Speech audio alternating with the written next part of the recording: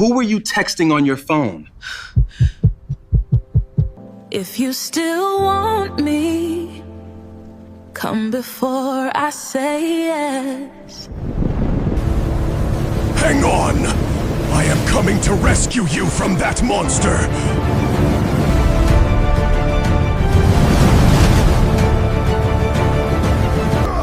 No one would marry you with this size. Except me.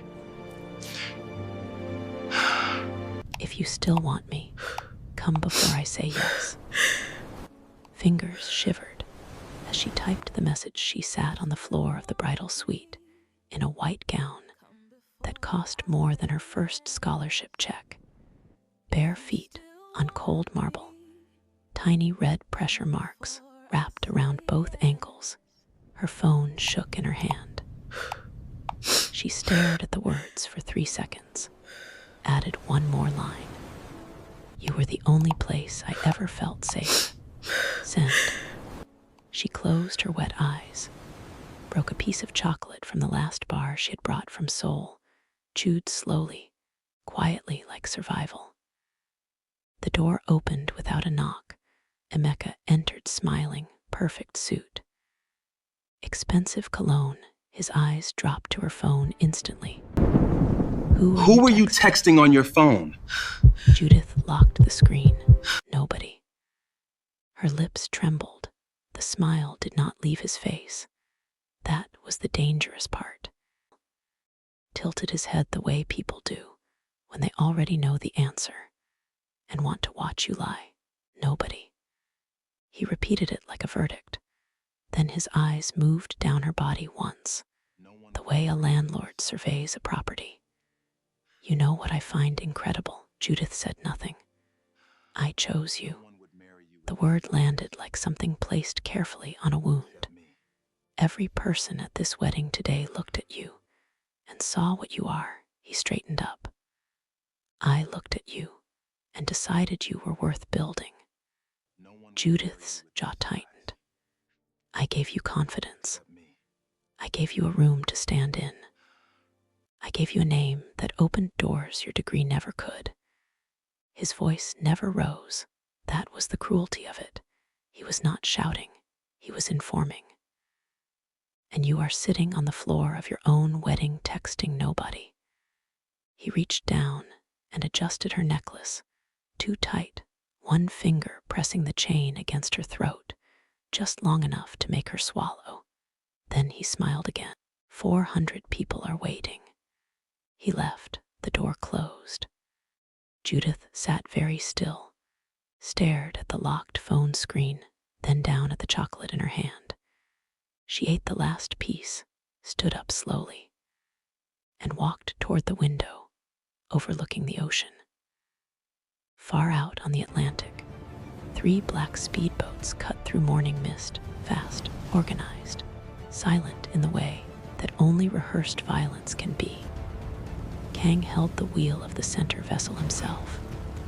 White shirt, sleeves rolled, black sunglasses, catching gray morning light, silver nose ring, dragon tattoos disappearing up both forearms.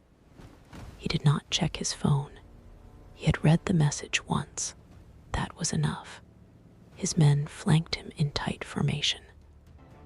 Black suits, ocean spray, earpieces. Not one of them looking at the horizon, only watching the sides. Watching for threats the boss had not yet identified. Kang said nothing. His jaw was set in the particular way of a man doing something that costs him privately. Because Kang Pi Chu hated weddings, not the ceremony, the promise. What promises become. Tightened both hands on the wheel and pushed the throttle forward. Help is coming, queens, let's hope. While we wait, here's a huge flower of thank yous to you for always watching. And if this is your first time, subscribe and tell us where you are watching from in the comments. Love you, lovelies. Sit tight. We continue our story here. The wedding music stopped mid-note. Not faded, stopped. 400 guests turned toward the water at the same moment. Phones rose instantly. A child pulled her mother's sleeve. "Mommy, who are those men?" Nobody answered, because nobody needed to. The lead boat docked at the private pier with the precision of people who never rehearsed anything.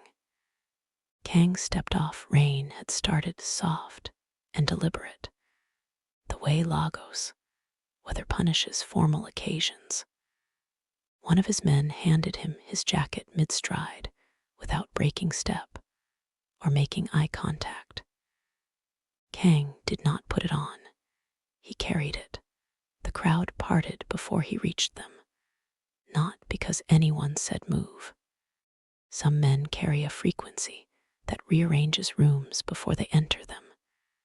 Judith saw him from the entrance of the venue. Her body moved one step forward before her mind caught up. Then Emeka's hand closed around her wrist, hard, possessive. "Do not embarrass me." Judith tried pulling free. His grip tightened. "I built your confidence with my own hands," he said quietly. "And now you think a man like him marries women like you." Judith went still, because somewhere in the place where old wounds live, part of her still flinched at that sentence.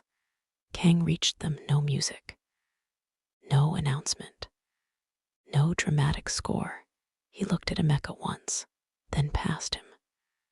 At Judith, the way you look at a person you have been trying not to think about for 8 months. Emeka stepped forward. "You should leave." Kang ignored him completely, then quietly, only loud enough for the front row to hear, "You're holding someone who already left you." Silence. Even the rain paused. Then Judith's phone rang. Unknown number. Every person in earshot went still. She answered, static. Then a child's voice, thin and frightened, and trying very hard not to scream. "Daddy," they said, "if I scream, they'll hurt me." The call cut. Kang reached for the phone. His hand failed him. The device hit the wet ground. He reached for it again. His fingers would not cooperate. Again.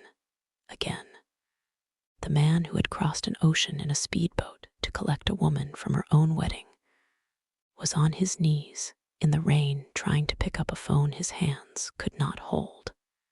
Because grief had reached his nervous system before pride could stop it.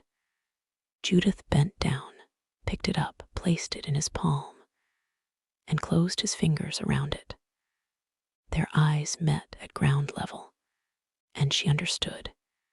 He had not crossed the Atlantic for love. He had crossed it because she was the only person left he trusted, and his daughter was gone. The private jet smelled of expensive leather and unspoken things. Nobody talked. Judith sat in her wedding dress, damp, wrinkled, rhinestones catching cabin light, staring at the clouds below like they owed her something.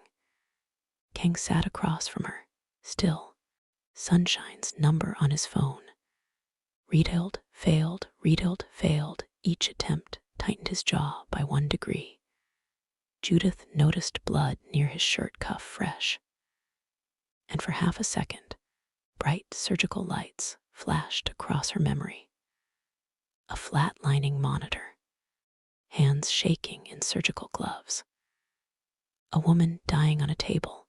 Kang noticed her hands trembling, said nothing. That silence was its own language. They arrived before dawn. The gates were open.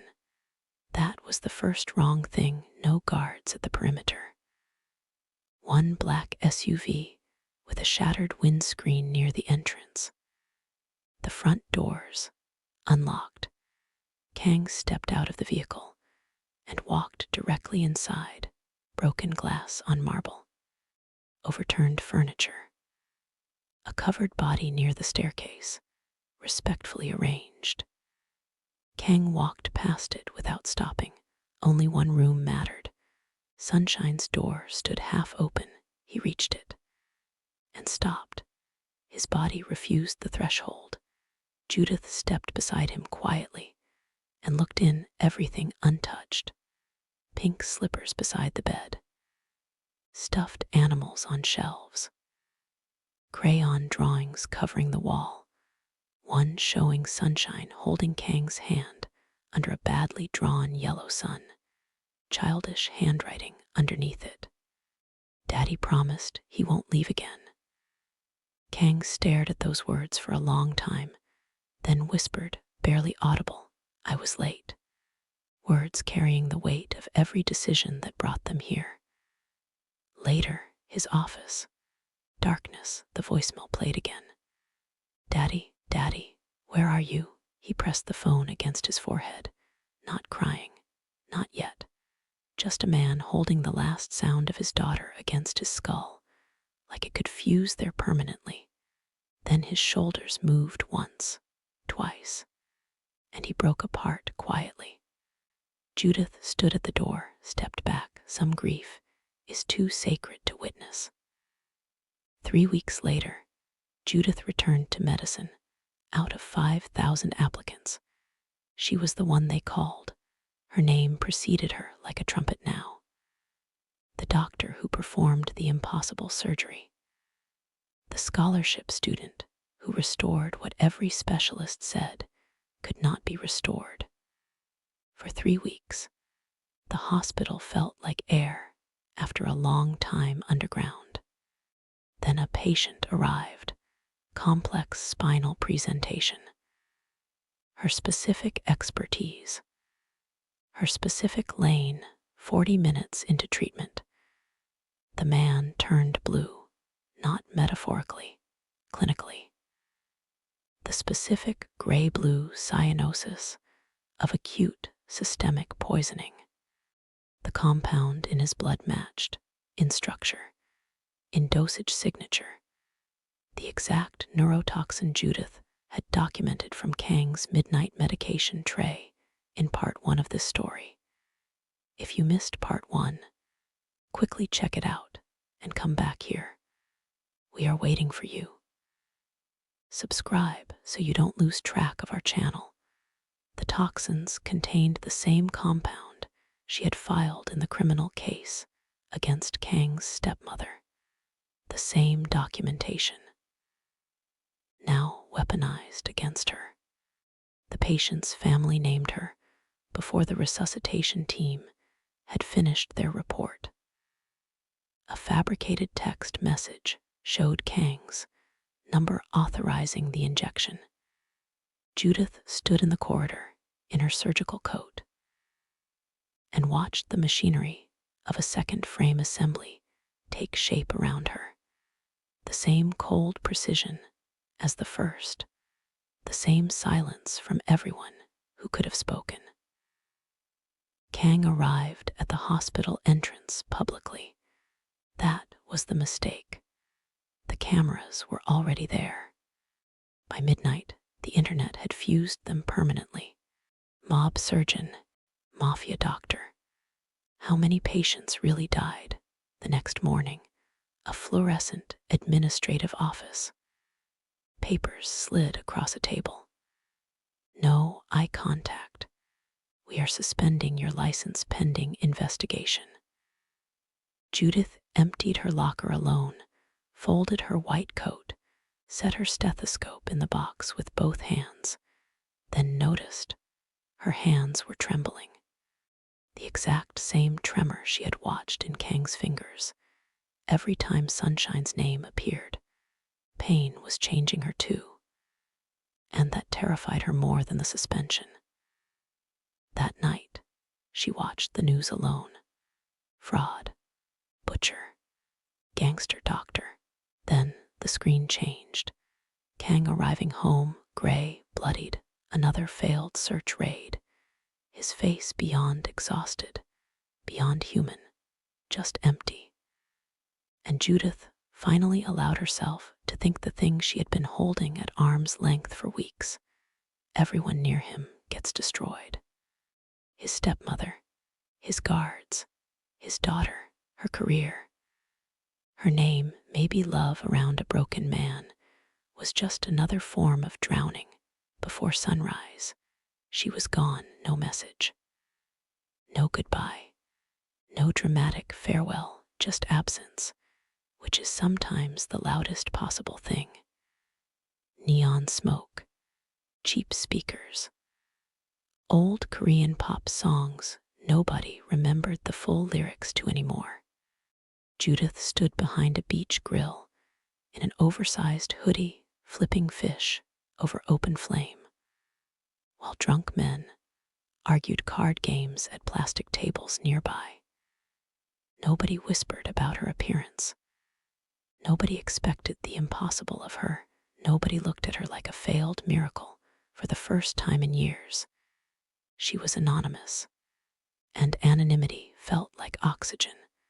A drunk old man pointed at her grill dramatically. "Fish queen, you burned mine again."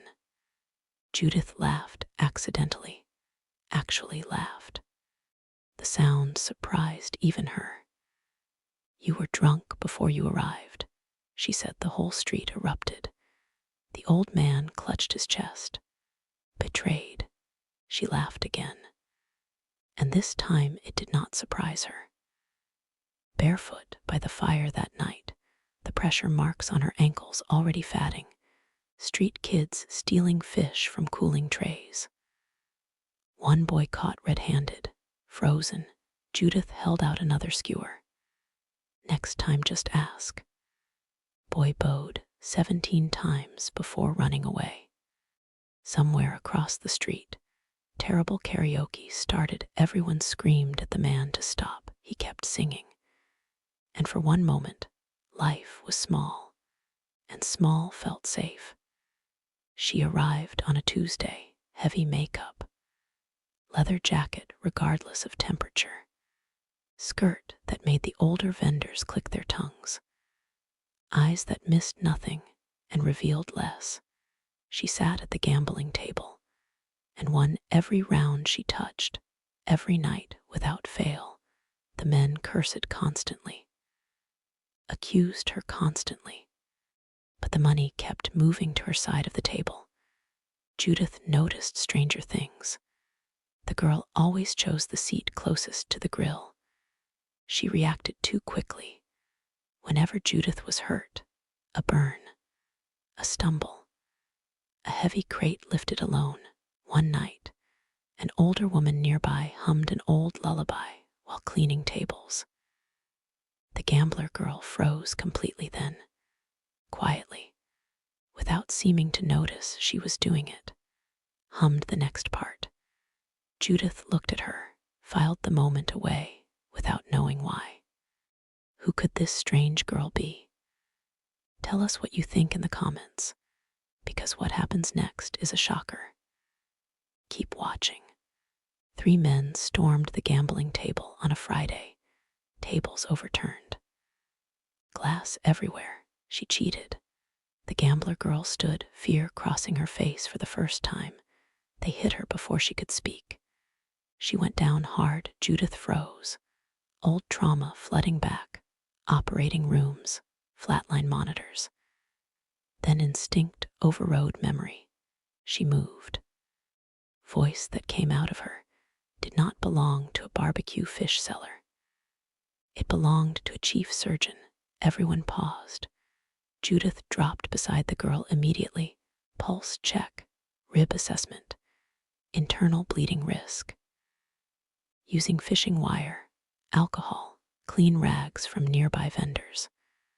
Her hands moved from muscle memory she had tried to bury. The street watched in stunned silence. The gambler girl looked up at her through tears.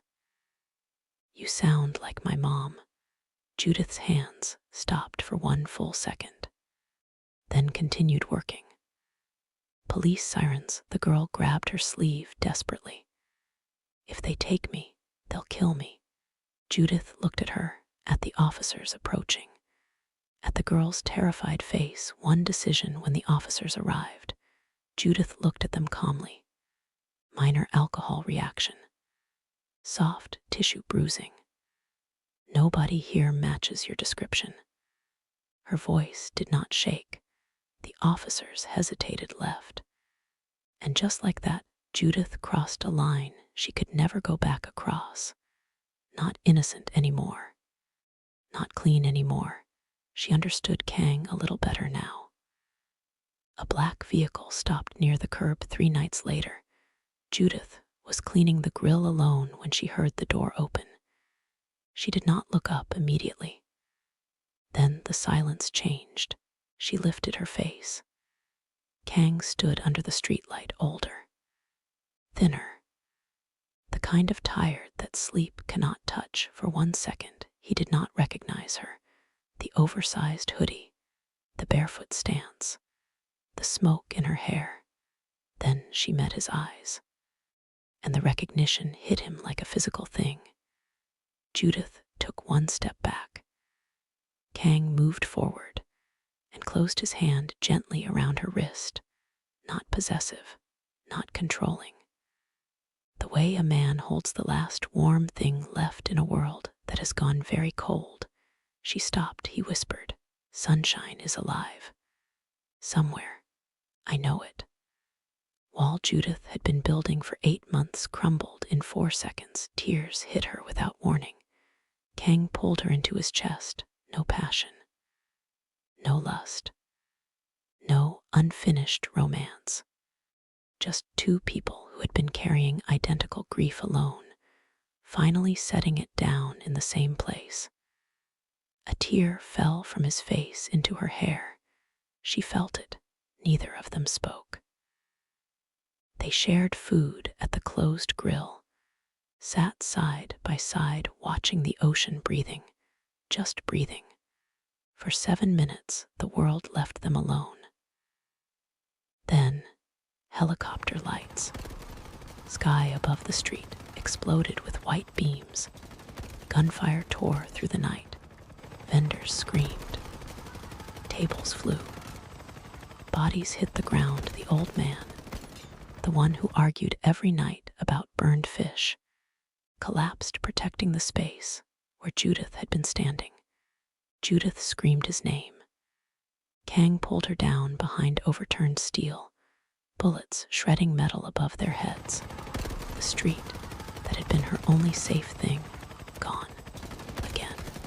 Always again.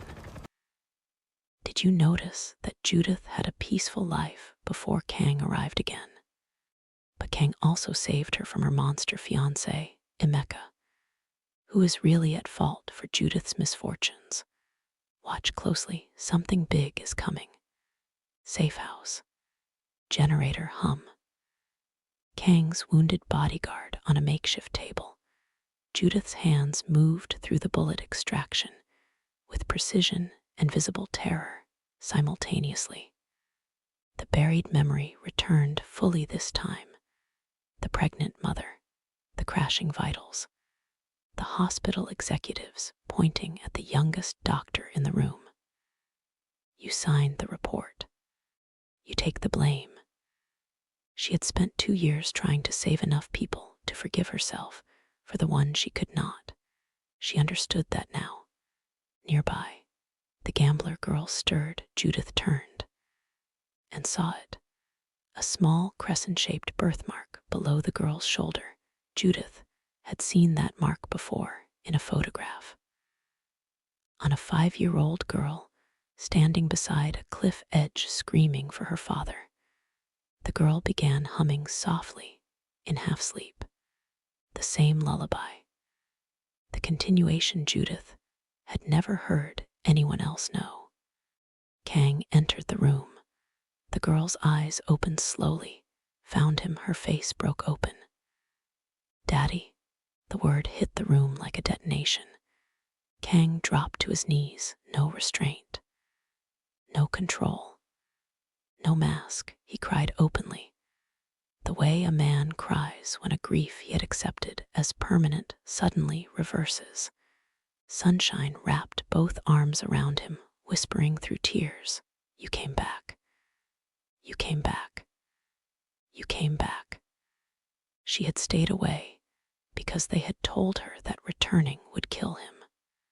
a child who had never unbraided her hair since her mother died, staying away from her father to keep him alive. Judith stood against the wall and pressed both hands over her mouth. The first kiss happened here, not orchestrated, not announced. Kang looked at Judith across the room while holding his daughter, and saw not the doctor, not the woman he rescued from a wedding, not the person who had saved his life twice. He saw someone who had lied to police officers on a dark street to protect a girl neither of them knew was his daughter.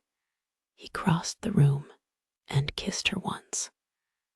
Quiet, certain, the way you kiss someone when gratitude and grief and something older than both of them have finally fused into one feeling. Truth, what Judith uncovered next came not from a dramatic confrontation, but from a prescription label, a medication found in the fake patient's chart, a pharmaceutical compound linked to a distribution company, a company with one silent investor, Emeka, her ex-fiancé, who had been feeding her location, her hospital schedule, and her documented evidence to the rival syndicate for 8 months.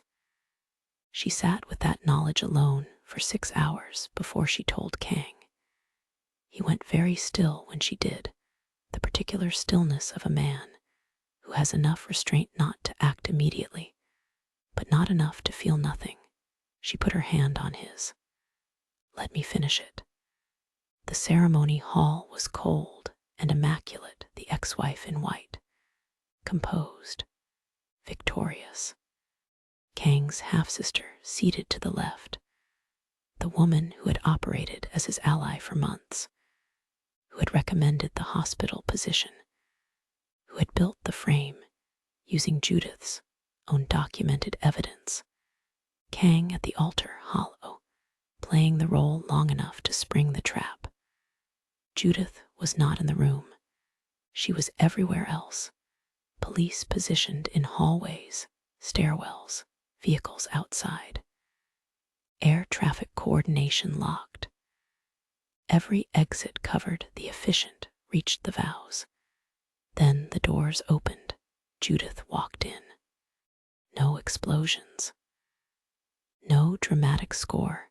Just a full-figured Nigerian woman in a surgical coat, holding a folder of evidence and walking like she had always been entitled to that floor.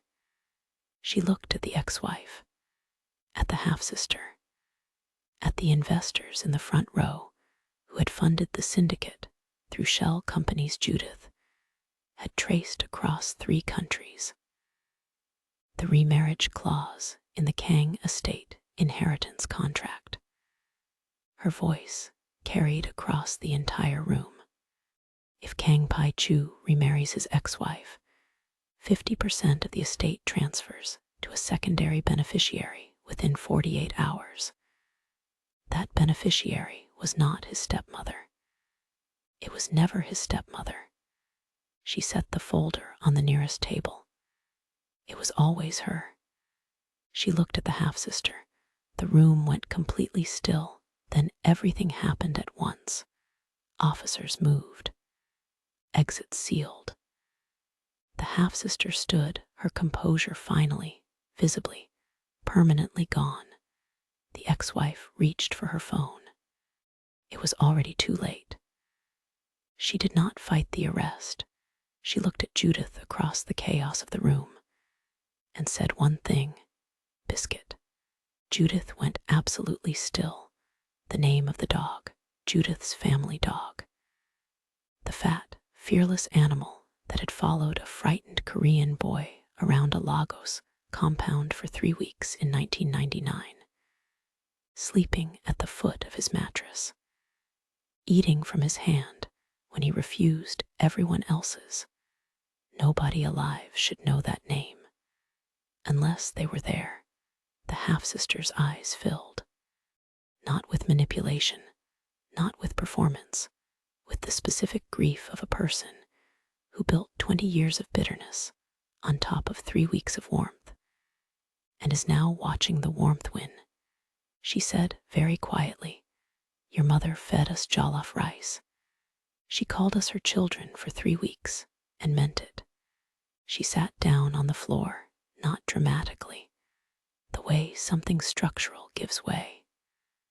I forgot what that felt like, and when I remembered, I had already done too much to come back.